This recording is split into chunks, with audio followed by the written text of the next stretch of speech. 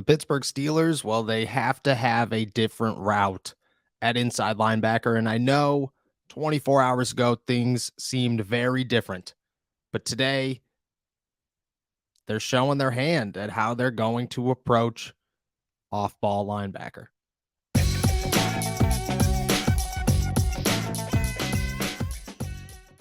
What's going on, everybody? I'm Noah Strackbein. Thank you for jumping on to Steelers to Go, your daily to-go cup of Pittsburgh Steelers news and analysis. Find us on youtube.com/All Steelers Talk and subscribe anywhere you get your podcasts. And today, we all have a different mindset, a different outlook on the Pittsburgh Steelers off-ball linebacker in 2023. 24 hours ago, everybody was talking about how the list has dwindled on free agency and how there are minimal names left for the Pittsburgh Steelers to sign. But the expectation remained that there were a few out there that the Pittsburgh Steelers could target. Today, all we're looking at is Bobby Wagner, Levante David, and maybe some guys like Rashaan Evans. But it seems like a bit of a stretch at this point in free agency. Instead, the Steelers are showing their hand, and they're telling us exactly where they're going at inside linebacker. And they've shown us this the entire time. Nothing has changed. The Steelers have continued to say, with their actions, really, where they're going to fill Robert Spillane and Devin Bush's spot this offseason and how they're going to do it and who's on the top of their list. And once again, they're making that very, very clear. So far, the closest they've gotten is a report claiming that they were in on Cowboys linebacker Leighton Vander Esch, a guy who signed a 2-year, $11 million deal to stay in Dallas and seemed like a very easy grab for the Pittsburgh Steelers. They had their eyes on him in the 2018 NFL draft. It seemed like a good fit if he could stay healthy. He's a great field general, cheap, very, very cheap, which is exactly what the Pittsburgh Steelers were looking for. You also thought, well, maybe Robert Spillane is coming back. Maybe that is the move for the Pittsburgh Steelers. A very cheap option, anywhere from $2 to $4 million would be fine. Nope. Signs with the Las Vegas Raiders, a $9 million deal over 2 years, $4.5, I believe, million guaranteed. He's off the table. At this point, the Pittsburgh Steelers are looking at 2 possible future Hall of Famers, at least 1 future Hall of Famer for certain, and then a couple of guys that maybe could play a role as a run stuffer just like Robert Spillane did, but they're not going to play in pass coverage as much, and then Devin Bush.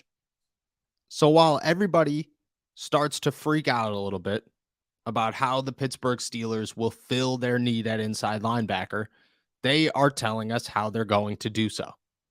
And they're showing us who they want to do so with, just like they did at the NFL Combine and just like they will continue to do throughout the offseason. His name is Trenton Simpson, and he played at Clemson last season. And next year, if he's sitting there at pick 32, I have a good feeling that he'll be playing for the Pittsburgh Steelers. Simpson said during his pro day yesterday, which you can't take any of that. You can't take the fact that Mike Tomlin is at a Clemson pro day and say, we have to run with this. That is like waking up on Christmas. It happens every single year. Mike Tomlin's first stop around, across the recruiting trail is Clemson. That's where he's going to go and start his scouting process. A lot of times Kevin Colbert went with him, and this year was no different. Free agency started. I'm sure he's having a blast watching what the Pittsburgh Steelers are doing. But in the meantime, he's at Clemson's pro day. And who is he talking to?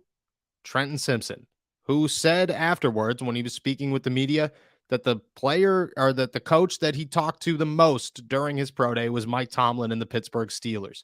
And then reports have come out that the two of them went to dinner prior to the pro day.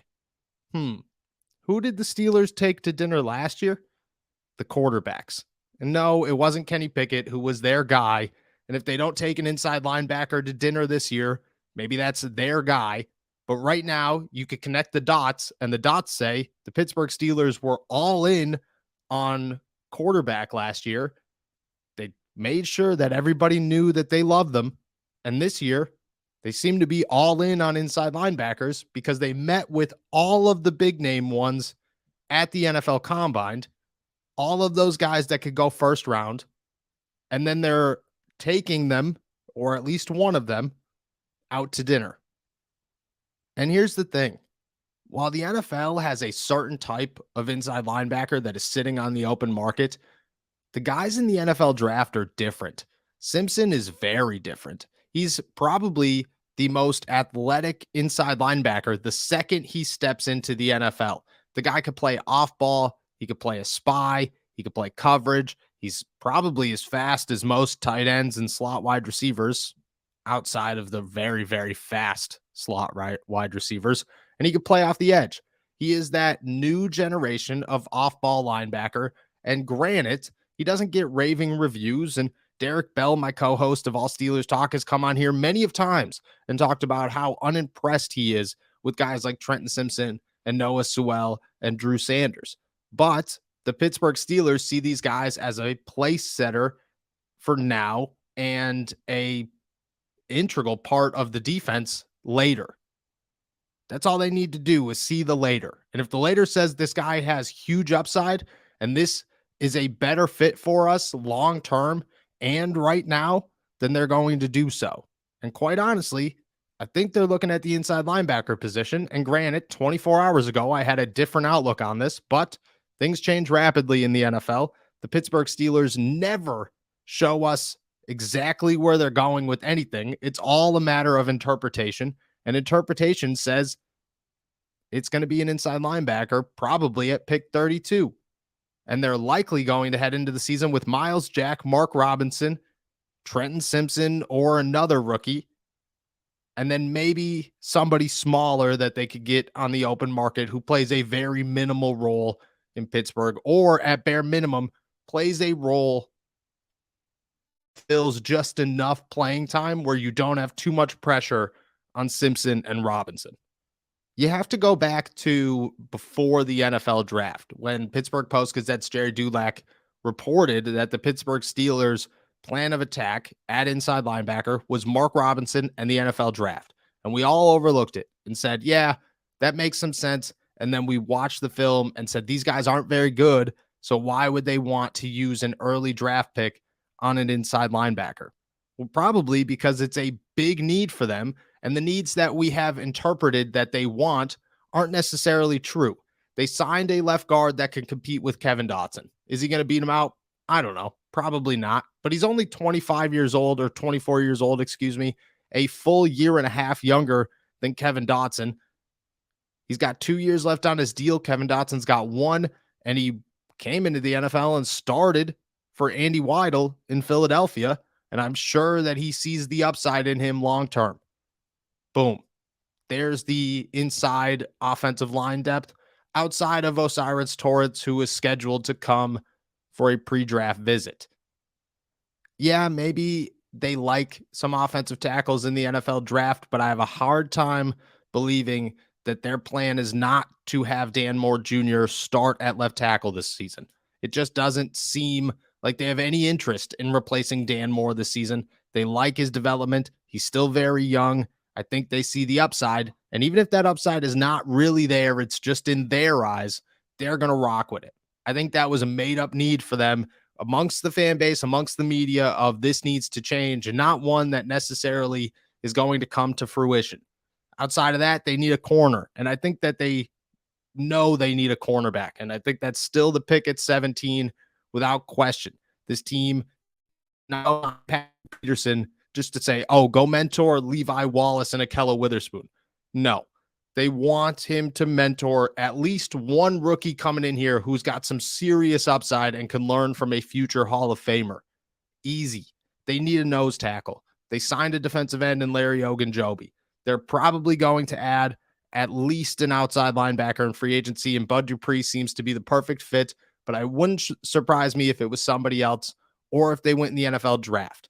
They still need a safety behind DeMonte KZ, but inside linebacker is their biggest glaring need, because you could put Levi Wallace and Patrick Peterson on the field right now and feel okay about it, but you can't put Miles Jack and Mark Robinson out there and say, you guys got to play every single snap this season. So it's very high on their needy list.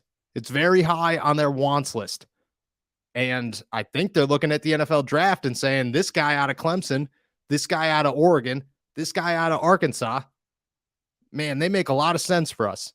They got some serious upside. They are athletic freaks. They are the next generation of outside or of off-ball linebacker. And at pick 32, chances are all three of them are going to be sitting there. So why not start our second round off with a good inside linebacker? And I think that's their plan of attack right now.